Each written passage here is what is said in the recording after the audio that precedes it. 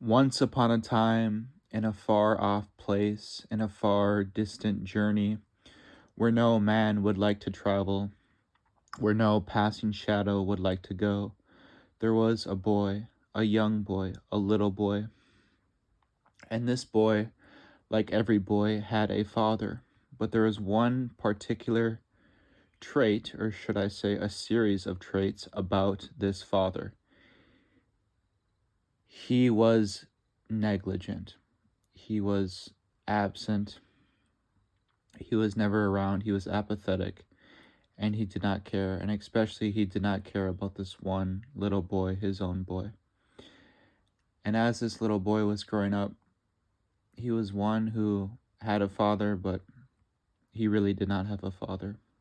And he grew up, and at first, he was interested in games, and he asked the school children and the teachers and everybody at recess and all of his playmates to learn about games. And he learned all of the ins and outs of games and board games and yard games and outdoor games and sports. And he went to his father to tell him, and his father said, "Go away, for I am busy."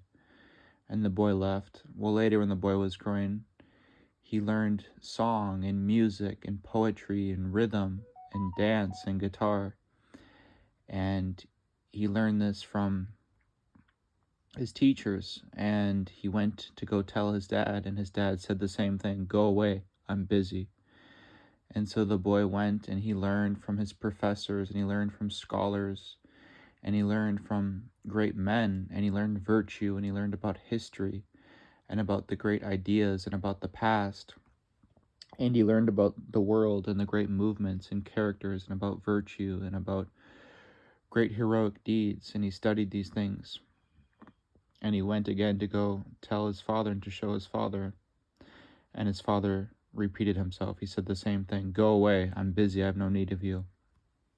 Well, the boy went on, and he got older, and he had a life, and he had a beautiful wife, and he had his own children and his own house, and he was an artist, and he did public speeches, and he had a lot of great friends, and he went to church, and he was esteemed in his own neighborhood and by his own friends and people. And he went to go tell his father about all of his success, about all the things he had learned and all the things he had done. And his father said, "Go away, I'm busy."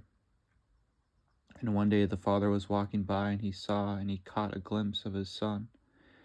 And he became spiteful and jealous. And he said to himself, my son has learned all of these great things.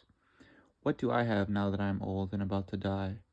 I have nothing. I have learned nothing. I have spent my time with nothing, doing nothing. My life is futile. My life is vain. My life is empty. And so he thought to himself that he would go be like his son. And he went off, and he ran off, and he ran into the woods. He ran into the wilderness, and he found a pack of wolves that he was going to join and learn from. But when he joined this pack of wolves, the wolves devoured him, and they ate him up and spit him out of his mouth, and they devoured him and consumed him whole piecemeal. And the father was left as he was, dead and gone. And the boy mourned the death of his father. But the saddest part about the story is that as the boy was mourning the death of his father had died a long, long time ago.